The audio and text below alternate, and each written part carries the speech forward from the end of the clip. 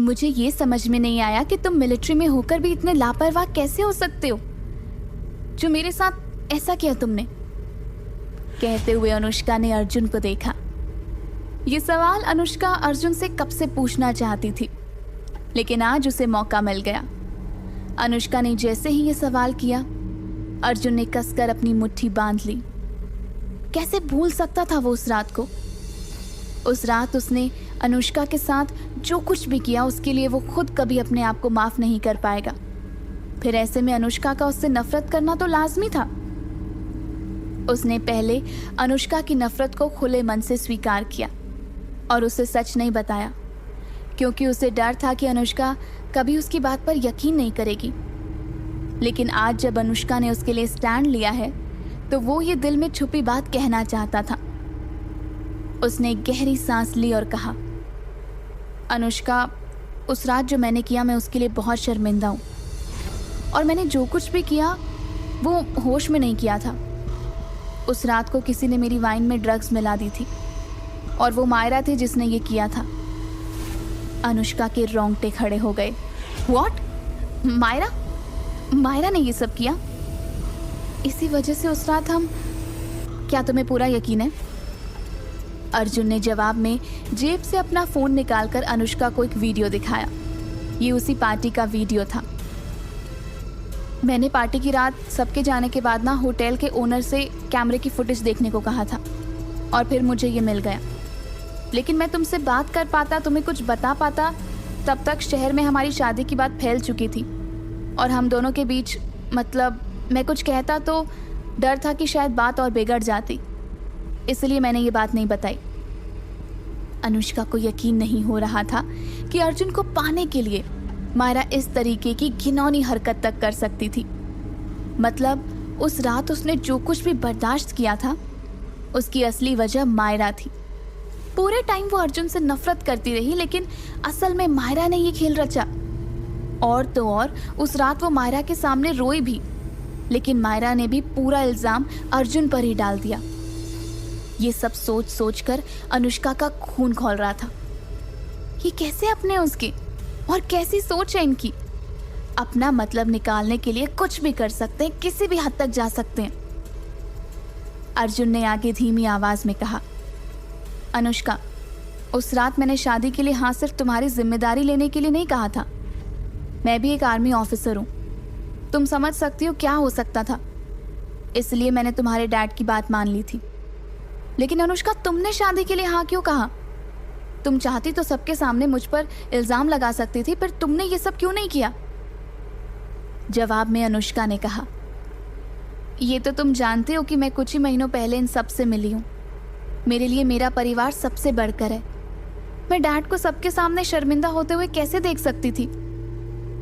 अर्जुन ने आगे कहा, मैं समझ सकता हूँ। कहते हुए अर्जुन मन ही मन सोचने लगा, अनुष्का, मैंने तुम्हें पहली बार हॉस्पिटल में देखा था और वहीं से मुझे कुछ अलग ही फील हुआ। मैं पहले कभी किसी लड़की में इंटरेस्टेड नहीं था। उसके बाद दूसरी बार भी तुम्हें हॉस्पिटल में मेहरा फैमिली के साथ देखा और फिर तुम्हारे बारे में सब पता कर लिया।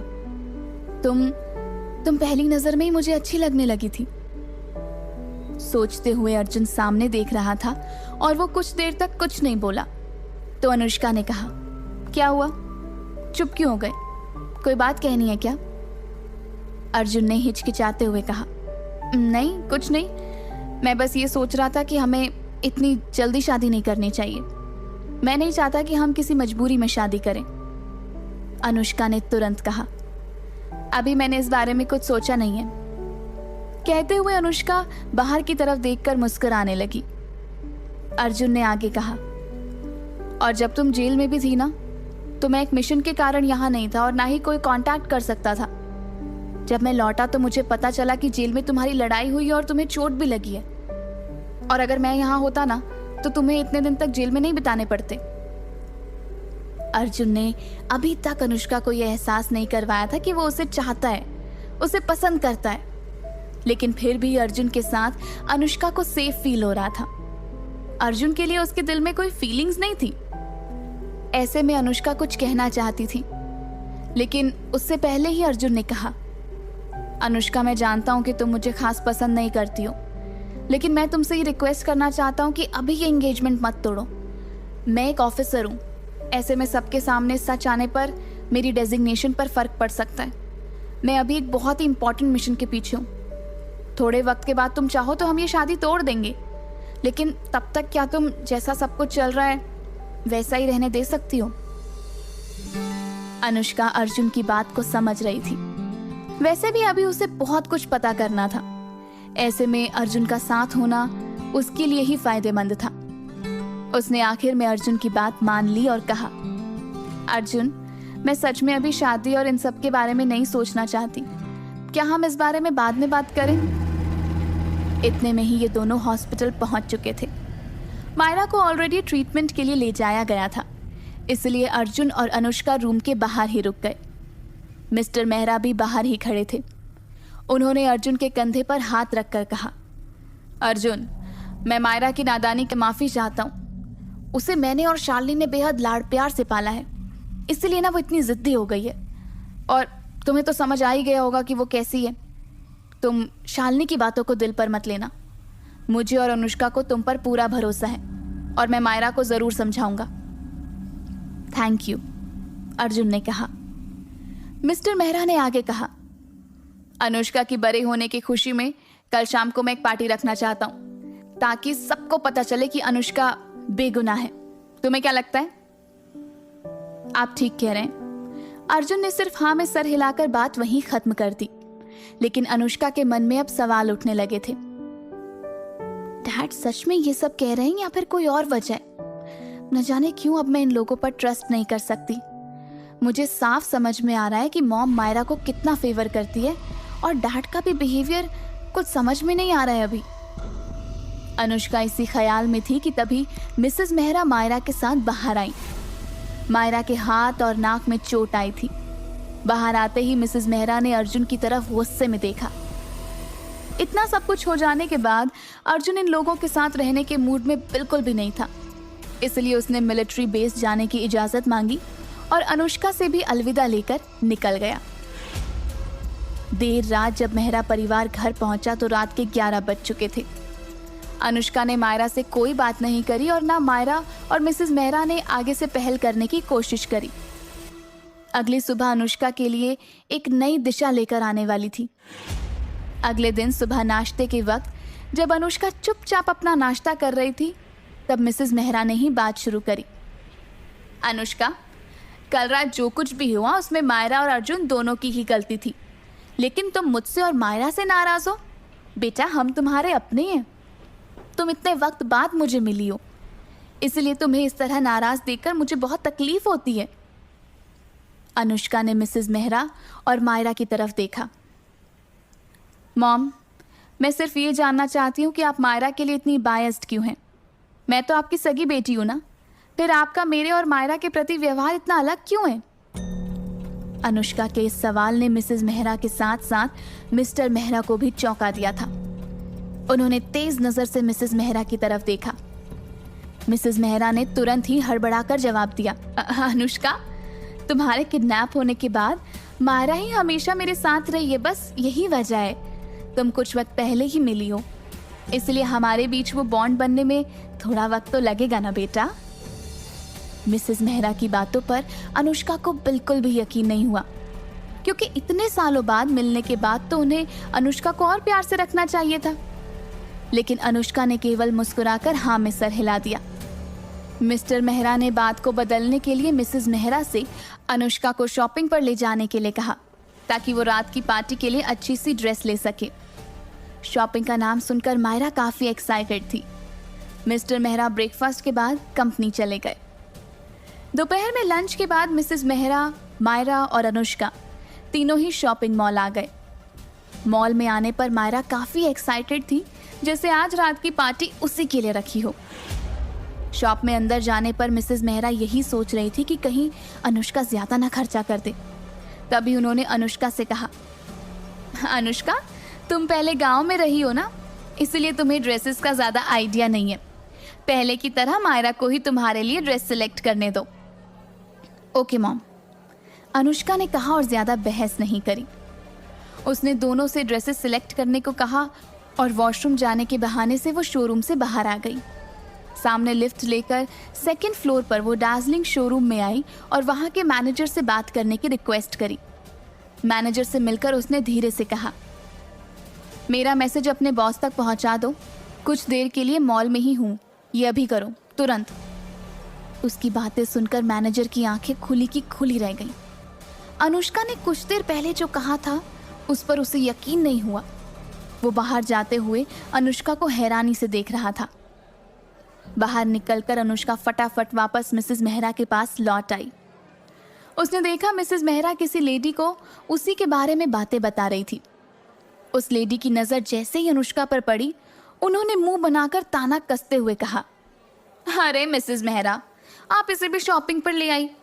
जेल जाने के बाद तो इसे घर पर रहना चाहिए था। एक लड़के का मर्डर करने के बाद खुलेआम घूम रही है।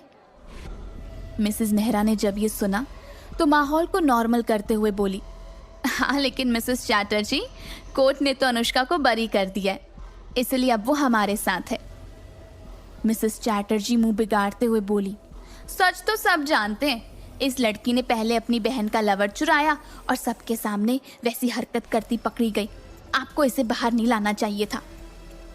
अब अनुष्का का मूड खराब हो गया और उसने पलटकर जवाब देते हुए कहा, आंटी, आपको कोर्ट से ज्यादा मालूम है ना, आप ही क्यों नहीं अपना कोर्ट खोलकर बैठ जाती हैं?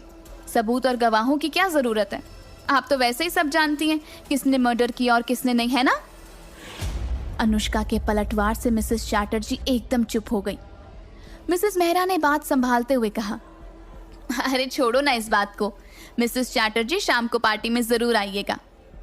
इतना कहकर मिसेस मेहरा मिसेस चैटर्जी को बाय कहते हुए अनुष्का को अपने साथ हाथ पकड़कर बाहर ले आई और उसे समझाते हुए बोली, अनुष्का, तुम्हें इस तरह बड़ों से बात नहीं करनी चाहिए।